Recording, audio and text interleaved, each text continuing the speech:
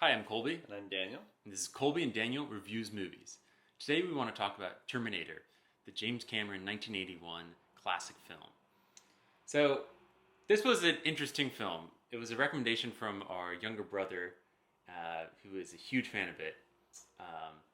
So, everyone's heard of this film. Everyone's heard of Arnold Schwarzenegger's performance. And I think it's fair to say we kind of went in with a certain expectation based on that. Yeah, definitely. It's funny that I've never seen this in a way because I feel like I've seen. I don't know. I feel like this is actually a bit of a 80s movies in particular is a bit of a blind spot in terms of a lot of these. I hadn't seen Die Hard. I hadn't seen Mad Max before recently. So these sort of 80s macho movies I never really had much interest in. Seem like Rocky and stuff, though, right? Oh, So the movie, it's a very high concept movie, I think, and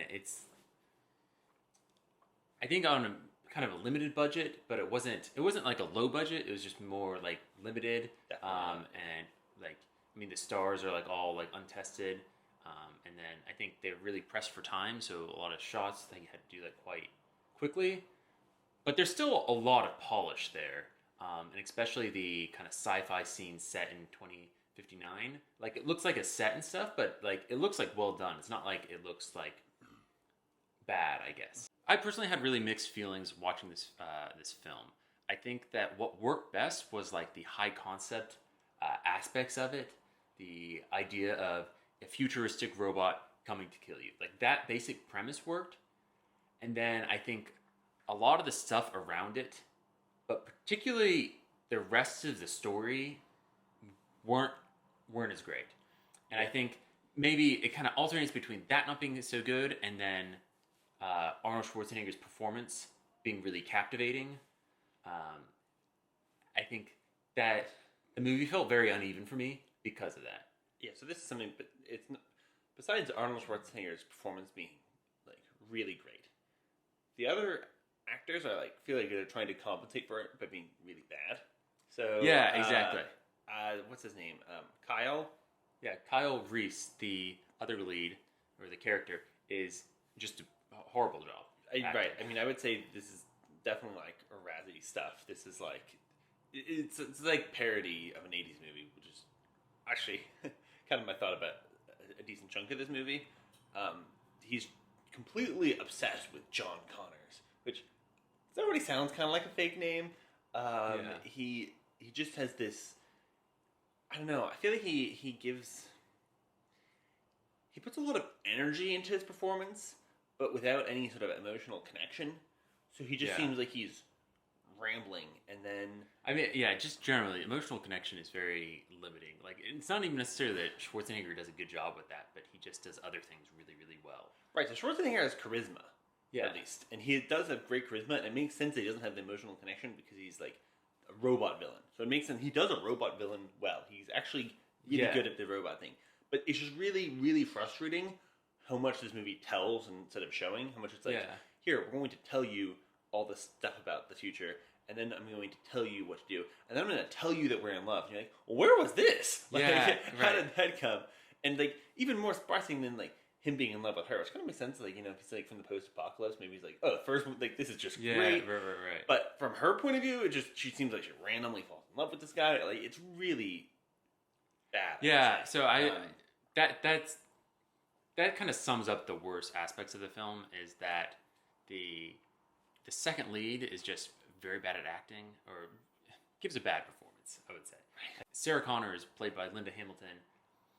It's not necessarily her acting, but the story is just so sexist that it really does not give her very much space until the final act, which she's good in the final act, but it feels a bit disconnected, I would say, from the rest of the film.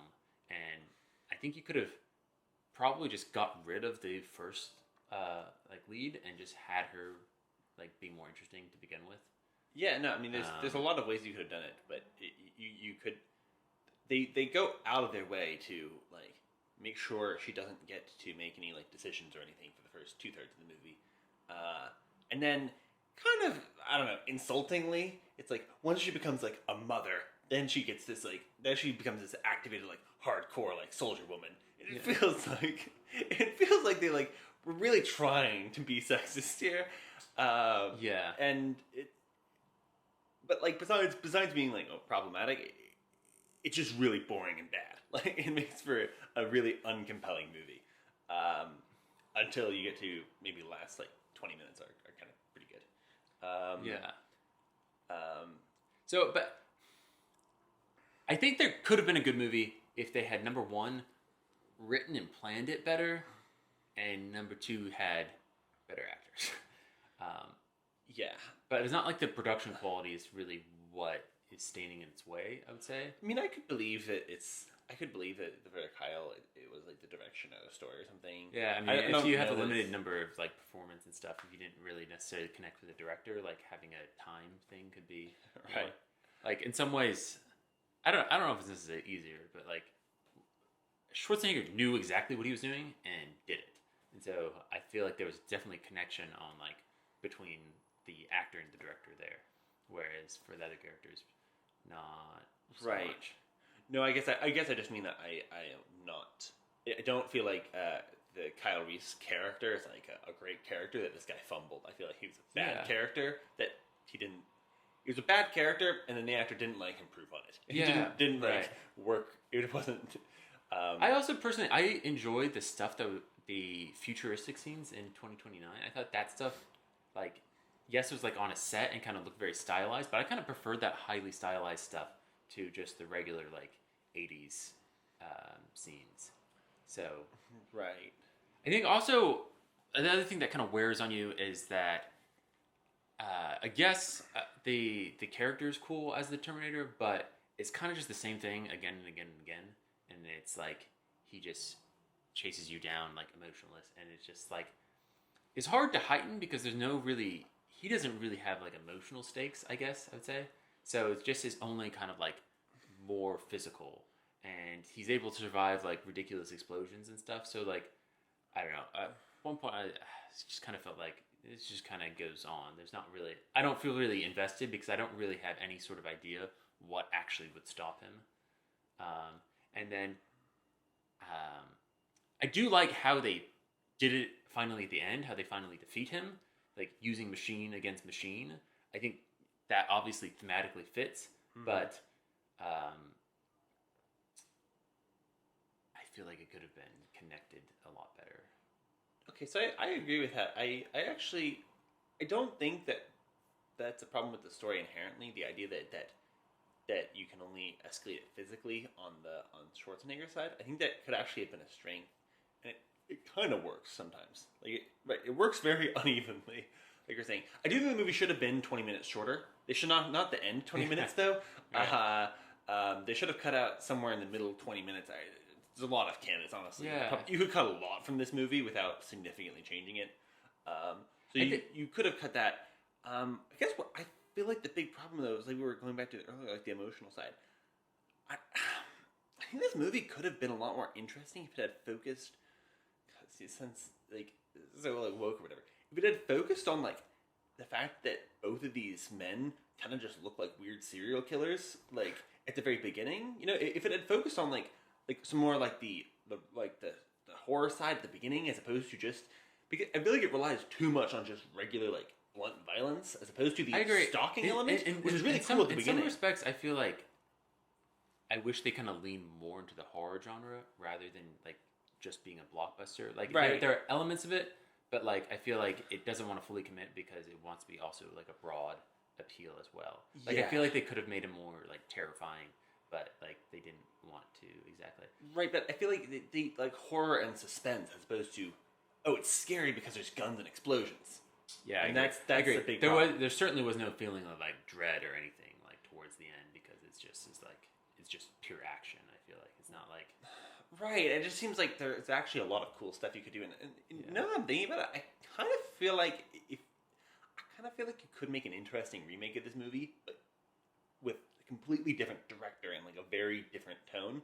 Because I think that this idea of somebody feeling like trapped in that like no matter who you defeat, somebody who feels like an outcast of society, feeling like there's some menace that's always coming for them, could have been interesting if they had played into more of like the societal aspect or something like that. Or They should have avoided exposition. I think that whenever they do any sort of exposition, I'm like, wow, this is worse now. Like the whole time travel thing that like nothing dead is able to travel through time. So like the Terminators are like they're what are they? They're androids with they're cybernetic beings with like they're metal living beings tissues. with like And skin. you're like, what the hell? Like, why is that? Why was that necessary to explain? It just seems like you could have. I don't know. It didn't seem like anyone was particularly asking, why didn't you come with clothes on through the thing? Like, that wasn't, nobody was asking that. It wasn't really that important. So the main reason they didn't come with clothes on was just so you could have Arnold Schwarzenegger naked. Like, that was just the entire pitch of the... But it was fine. It was fine, and we just didn't need it explained, and it felt like they didn't trust you to get it, and then also the way they delivered it is by having Kyle Reese say it really angrily. And you're like... Yeah. It's supposed to be justified as, but like somehow this guy who's time traveled has no tact or no like idea that maybe it would sound ridiculous if I was completely forthright. Maybe I should just make up some other like basic story, which seems pretty obvious. Like I don't know why you would think. I don't know. Given all of his other regular comments, I don't know why he thinks it needs to be saying that. So yeah, it just doesn't. Yeah, they don't trust you. I also think maybe they could have like emotional stuff. Like they could have been more serious that he has like total PTSD from like machines, but like he's totally fine willing to like use like cars and stuff, like driving. Like he doesn't have some like there's one scene that I think that does it when he's like at the like construction site, and then it triggers like a memory of like a similar looking machine in the future. But like generally, there's not an issue. No, see, okay, this is another great example of what could have been interesting if this movie had been about like didn't they try and return to like simpler living or something, and this guy is like afraid of using any complex machine, like anything more complex than scissors.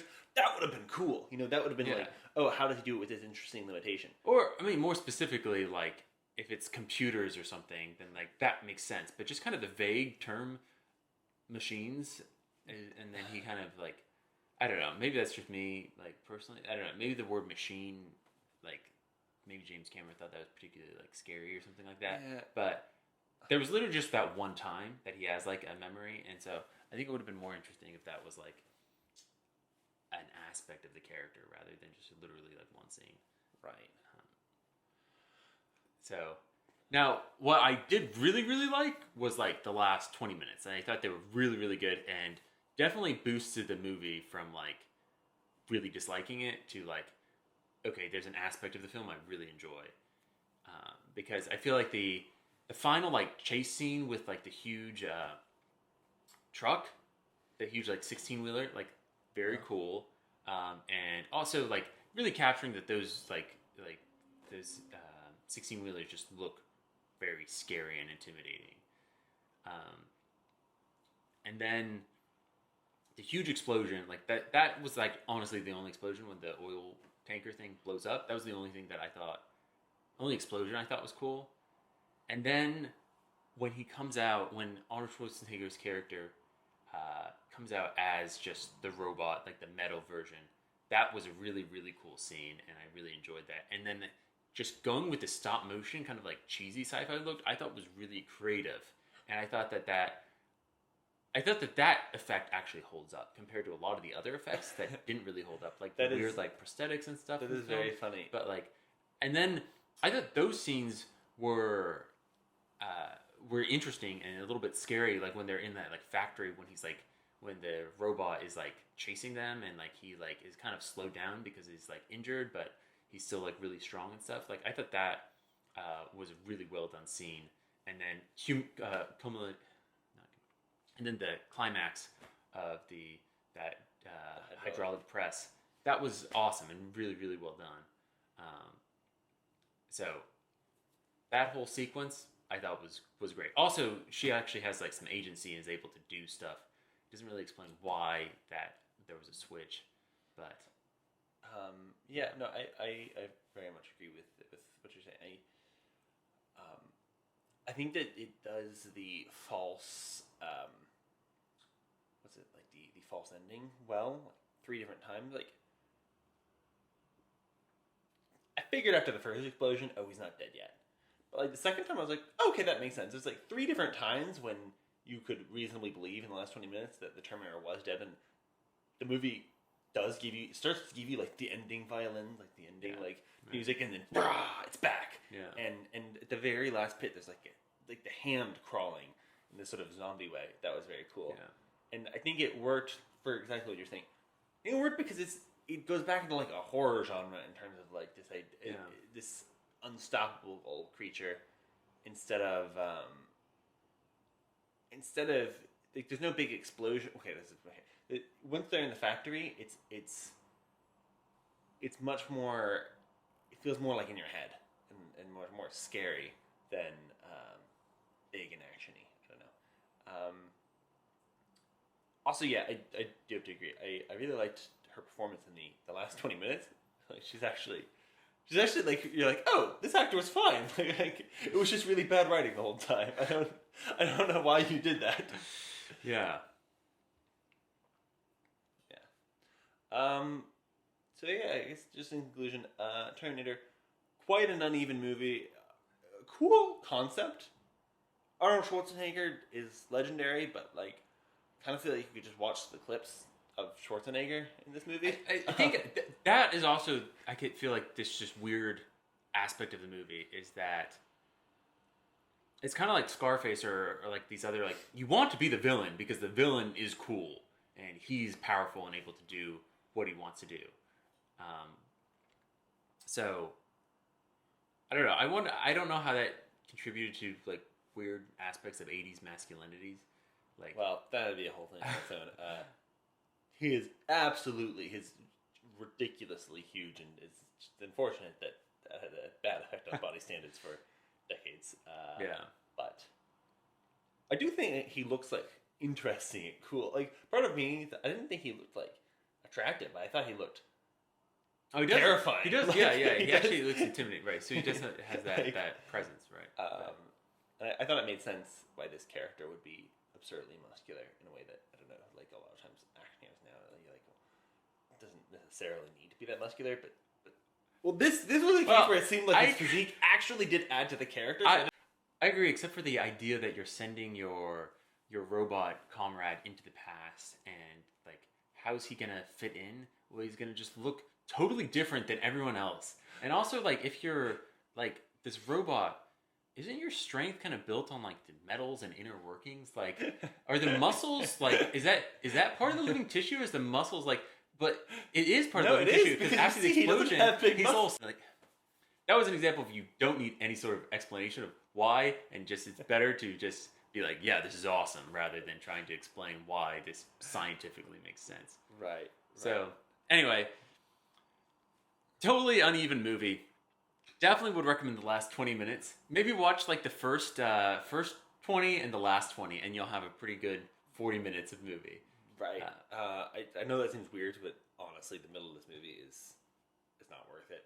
It's just not worth your time. Thank you for watching. Yeah, thanks for watching. Bye.